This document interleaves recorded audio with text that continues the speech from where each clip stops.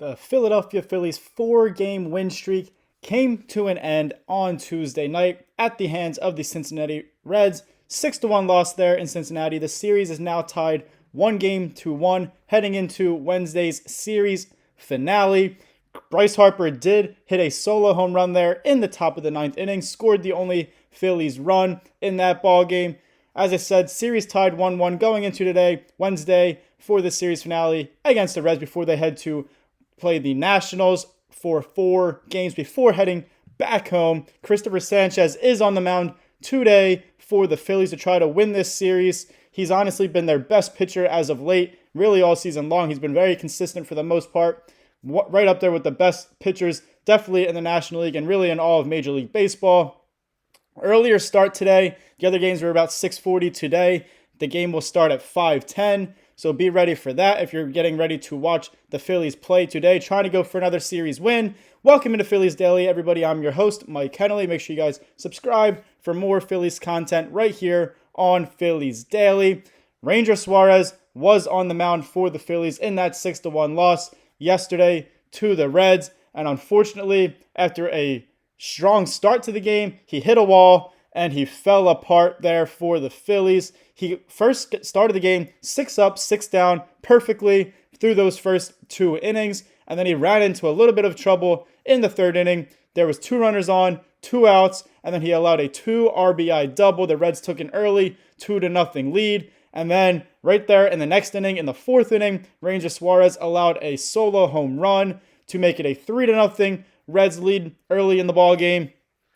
He also was still into the ball game into the 6th inning. He allowed a 2 RBI single there in the 6th inning. 5-0 Reds. He was replaced by Joe Ross in that 6th inning, so he couldn't make it through 6 innings of work. And Joe Ross, unfortunately, came into the game with bases loaded and just 1 out. He did allow a sacrifice fly, so that 1 run was charged to Ranger Suarez's final line because he allowed that base runner. So he ended up allowing 6 runs in those 5 1/3 innings. Ranger Suarez. Joe Ross did end up getting out of that inning without any more trouble than just that 1 run off the sacrifice fly. So good work by him overall, coming into a tough situation with bases loaded and just the 1 out. Unfortunately for Ranger Suarez, another kind of poor performance where he didn't have his best stuff off his game. He went 5 1/3 innings, allowed a season-high 10 hits in those 5 1/3 innings, 2 walks, a little bit of command issues there. Just velocity was down as well for Ranger Suarez, just very unusual for him. Also, in addition to those 2 walks and 10 hits, he hit a batter, those 6 earned runs, obviously, and he had just 3 strikeouts in those 5 1/3 innings. And then, obviously, he picked up the loss on that ball game as well.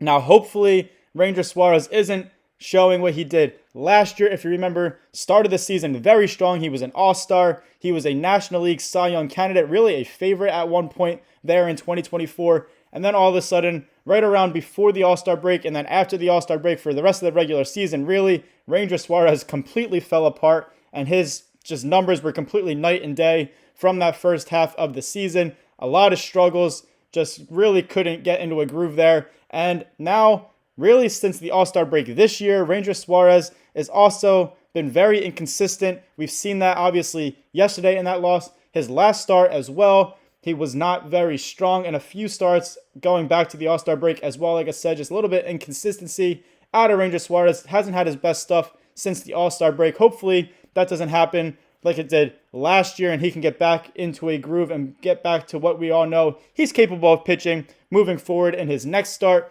Going back to now his previous 2 starts, including yesterday's loss, he has allowed 19 hits, 2 walks, he's hit 2 batters, 11 earned runs, and just 6 strikeouts in his last 2 starts. So as I said, he's struggling on the mound, and really that's a theme with the Phillies pitching right now. Jesus Luzardo has been very inconsistent after a strong start as well to the season. Zach Wheeler, very inconsistent, velocity down, command issues since the All-Star break as well.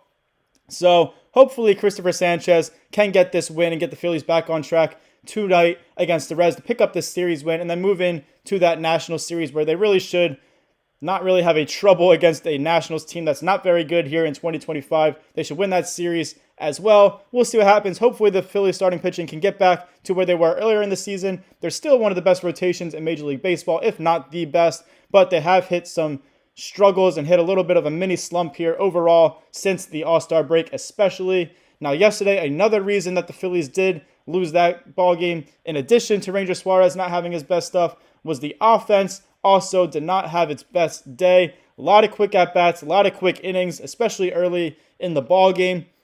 Now, you're not going to win every game. You're not going to be at your best offensively every game. That's just unrealistic at the major league level. There's 162 games for a reason. Every team goes through these. Happens to every team, not just the Phillies.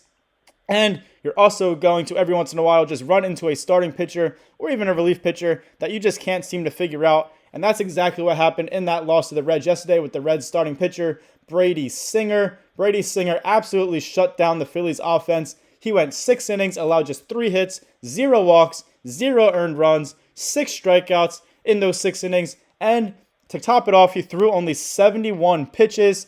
Now, his night was cut short, likely because there was about a 20 to 30 minute rain delay there after that 6th inning for the Reds and the Phillies.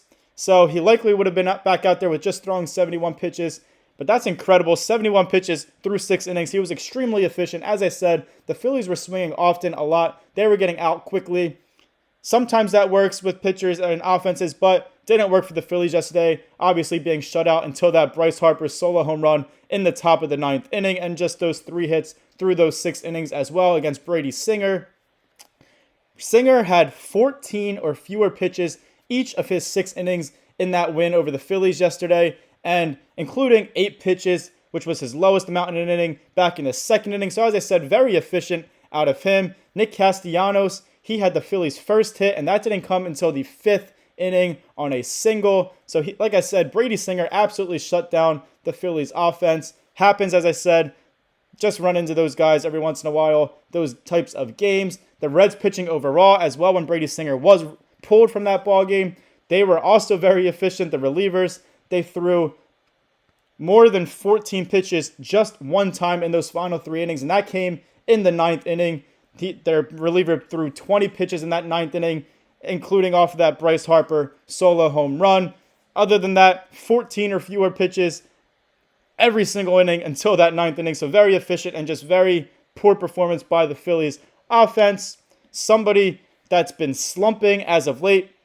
Now, I should say a lot of guys have been heating up. We've seen JT Realmuto heat up after a slow start to the season. Brandon Marsh, Bryce Harper was on that scorching hot streak.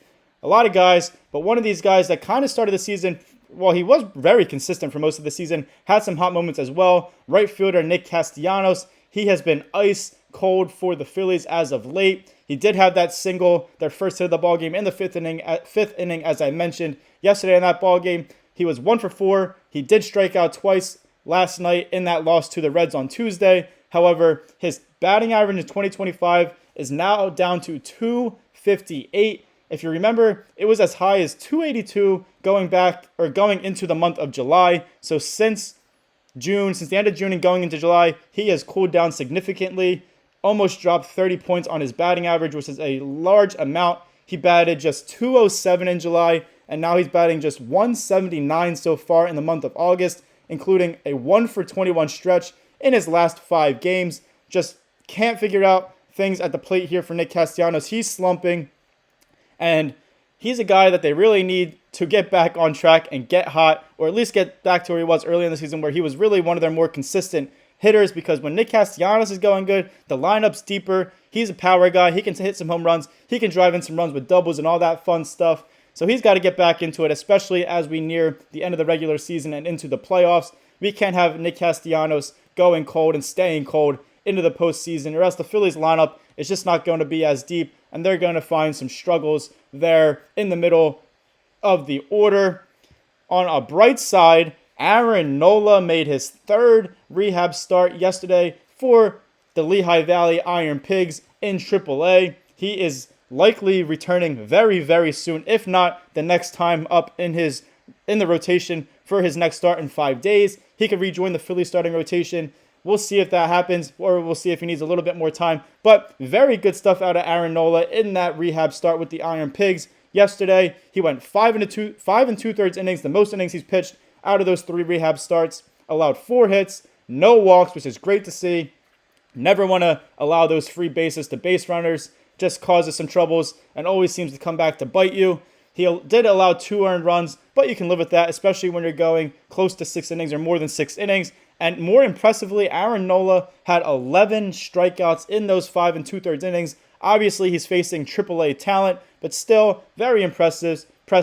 Those 11 strikeouts are the most strikeouts he's had in a ball game all year long in 2025. Obviously, missed a lot of time due to injury before making these 3 rehab starts. Only had 9 starts with the Phillies before the injury, but he did have 8 strikeouts 3 different times with the Phillies this year before he was on the IL. So those 11 strikeouts, the most he's had all year long in 2025. He also only threw 84 pitches in those 5 2/3 innings in the rehab start. So he could have went a little deeper. I believe they said he was going to be capped around 85 pitches anyway. So threw 84 pitches. Of those 84 pitches, 61 of those pitches were strikes. So he was around the strike zone. He was efficient. He was getting strikeouts, getting swings and misses. The curveball looked good.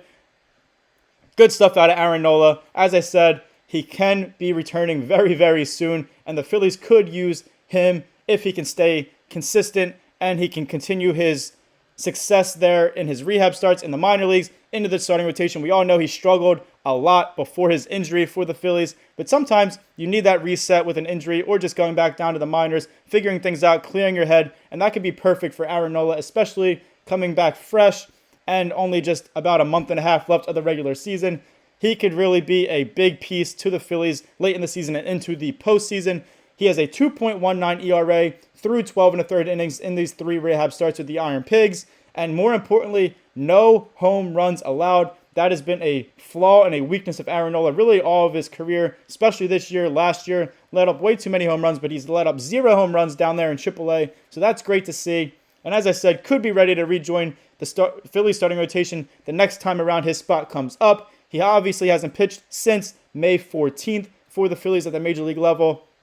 But he looked good yesterday, and hopefully he can return strong for the Phillies. Hope you guys enjoyed this episode of Phillies Daily. I'm your host, Mike Hennelly. Make sure you guys like, comment, share, and subscribe for more Phillies content right here on Phillies Daily. The Phillies are going for another series win today on Wednesday with Christopher Sanchez on the mound against the Cincinnati Reds. Hopefully we can talking about that series win and starting this Washington Nationals series off strong. Again, thank you guys for watching, and as always, go Phils.